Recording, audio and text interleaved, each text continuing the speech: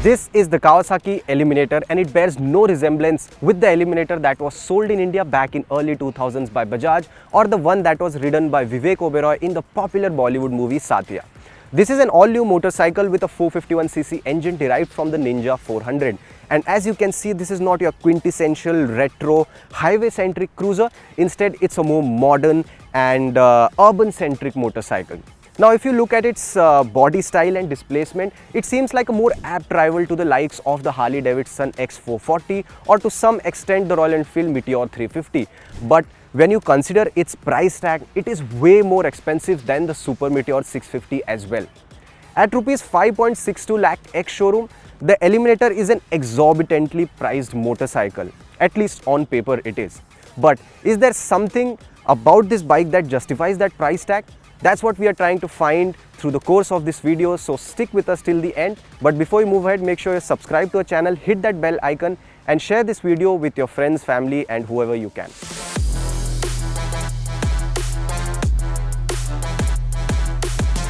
The first time I laid my eyes on the Eliminator, I got a little confused. When looked at from the front three quarters, it seems to lack substance and mass. However, when you move on to the side, the long and low stance with a Harley V-Rod like fuel tank section make it worth giving a good stare. And the rear end, which reminds you of the India-made Eliminator of the yesteryear, lends it a sleek and muscular visual appeal. So visually, it's a bit of a mixed bag for me. And the fact that it is just available in a single black color scheme in India robs us of the variety that other countries have with funkier shades.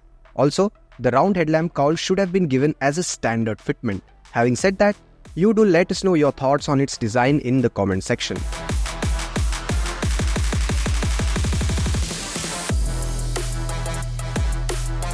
The quality levels are acceptable for the most part. The paint finish is premium, the plastic panels are sturdy and it is deprived of odd panel gaps. However, in the case of our test unit, its front license plate holder rattled at higher revs and the keyhole assembly was loose. Also, the switchgear is too rudimentary for a bike of this class.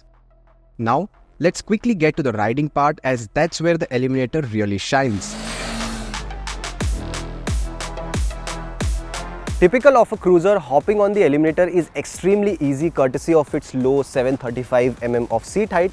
And I really like the kind of riding position the Eliminator offers. You are sitting comfortably but not too laid back like a typical cruiser.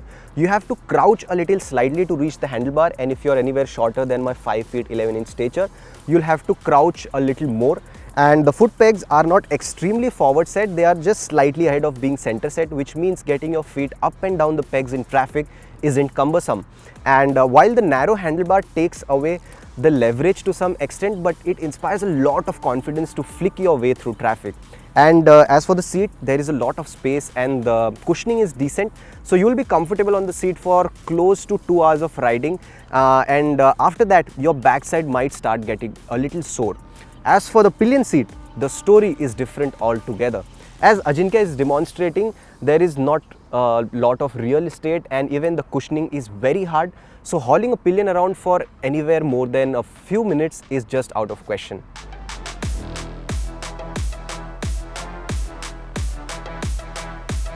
This 451cc parallel twin engine is a derivative of the Ninja 400's 399cc mill. The difference lies in the stroke length, which is 6.8 mm longer, and it gets 32 mm larger throttle bodies and a bigger 5.8 litre airbox. While the power output is the same as the Ninja at 44.7 bhp, the torque output is substantially higher at 42.7 Newton meters, whereas for the Ninja it sits at 37 Newton meters. Also, with a 180-degree crank angle, it revs up to 11,000 RPM, which is unlike any other cruiser out there which are long stroke, which don't rev too high. Now, I'm sure that was too much of numbers for you. Now, let me tell you how this engine performs in the real world. But before that, let me crank up the engine for you to listen to its exhaust note.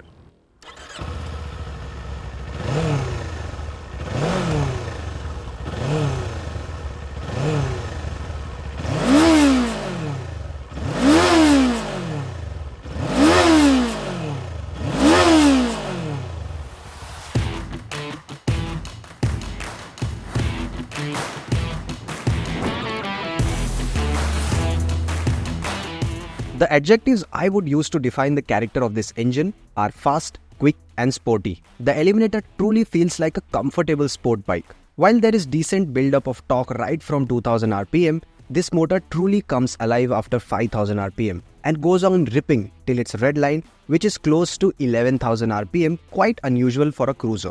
There is oodles of torque in the mid-range which makes it quick and effortless, not just in the urban jungle but also on wide open freeways. You can do 50 kmph in 6th gear easily in the city, and 120 kmph on the highway feels unstrained, barring slight vibrations on the foot pegs and handlebar. But mind you, this bike is fast enough to do 150 kmph in 4th gear itself. Not to forget, the heat management is impressive and you'll never have your legs cooked even in long traffic jams. Adding to the experience is a light clutch and a slick shifting gearbox. However, I experienced occasional false neutrals between 5th and 6th gear every time I rode for over 2 hours at a stretch.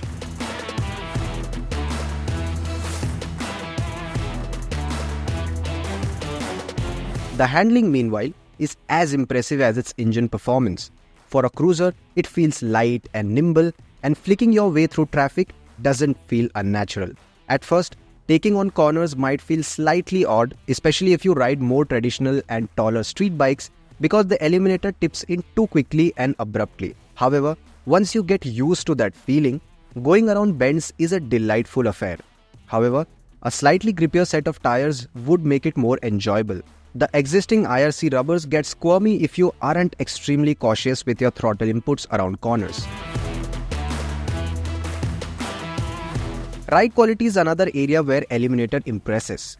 Despite the limited suspension travel, it handles minor undulations with aplomb by neatly ironing them out. However, when potholes are deeper, it tends to send a slight jolt to the back. Similarly, while going over bigger bumps, it shoots you off the seat if you don't slow down enough. But things always remain at acceptable levels, especially when you compare it with the profoundly unforgiving Super Meteor 650, which always gave me a hard time tackling bad roads when I had it as my long-termer.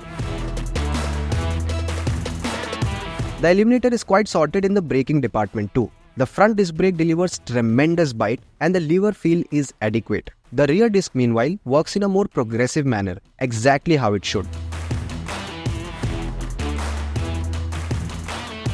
On the feature front, the Eliminator is just like most other Kawasaki's, very vanilla.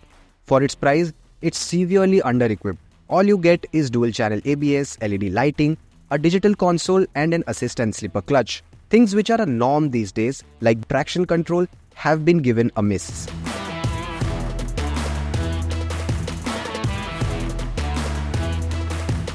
In terms of core aspects, the Eliminator is a pretty sorted motorcycle.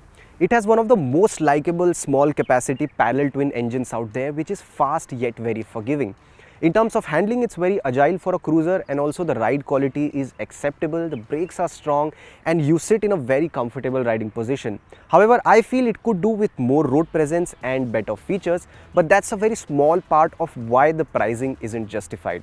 Rupees 7.10 lakh on road for a 450cc cruiser doesn't make sense for a price sensitive market like India. And then it goes up against the Royal Enfield Super Meteor 650, which has a larger displacement engine, looks more imposing and bigger in terms of dimension, has better features, all of which make it a more aspirational product overall. Having said that, if you aren't bothered about pricing and want an easy to ride, fast yet capable cruiser, something that comes from a Japanese brand which means good reliability, and you don't like what Royal Enfield brings to the table, like a long stroke engine, very laid back ergonomics, then the Eliminator is a good choice.